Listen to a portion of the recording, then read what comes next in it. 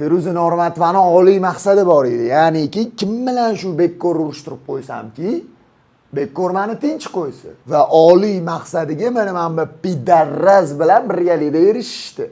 Men sizlarga 100% garantiya beraman. Feruza Normatova bu pidarrazga aloqaga chiqmagan.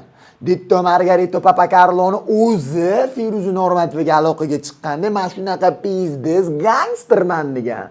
Men hozir hamma muammoingizni hal qilib beraman. Bitta yalattirsangiz bo'ldi degan.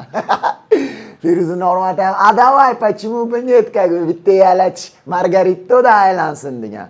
Keyin bu menga aloqaga chiqqan Levi profilida hozir tamomlayapti ekan, No, real hayotda bu gangster emas, pidarrazligini ko'rsatib qo'ydim. Что bu gandonni boshiga emas, bunaqa konfliktga aralashib, nimadirlarni hal qilish. Bu konchini gandon. Bu gandonning o'zini muammolarini hal qilsin. Keyin Feruza amlattasini muammosini hal qiladi. Bu o'zi gandon qanchadan qancha odamlarning pulini bermay yuribdi. Qochib bu odamlardan, shu odamlarning pulini berib gaplashib olsin, kelishib olsin. Keyin qolganlarni kelishtirib qo'yadi. Qo'ttoni yeb sizlarning oldingizga chiqib jalab gangsterlik qiladi. Men tushunmayman hali-haligacha. Bu kod, yangi pokoleniya. Tanishib olinglar. Internetda mana bu basharani ko'rib qolsanglar, o'zingizlar uchun bilinglar. Bu pidaras.